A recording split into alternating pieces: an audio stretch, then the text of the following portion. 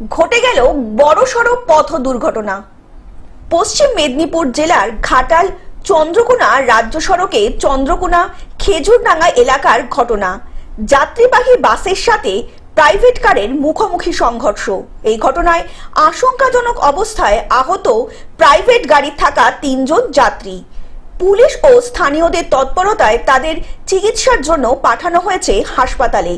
স্থানীয় সূত্রের খবর, চন্দ্রকোনা থেকে ঘাটালগামী যাত্রীবাহী বাসের সাথে বিপরীত দিক থেকে আসা একটি প্রাইভেট কারের মুখোমুখি সংঘর্ষ হয়।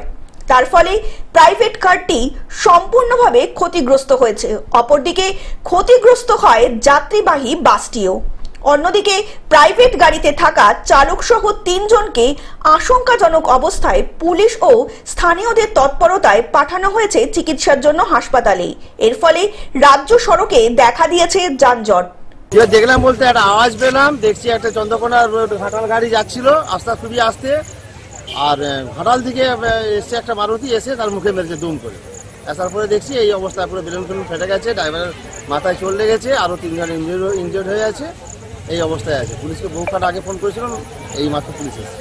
মানে দুটো গাড়ি কি দ্রুত ছিল? না না, ড্রাইভার মানে বাসটা যেটা ছিল সেটা দ্রুত থাকেনি, খুব আস্তেই আসছিল।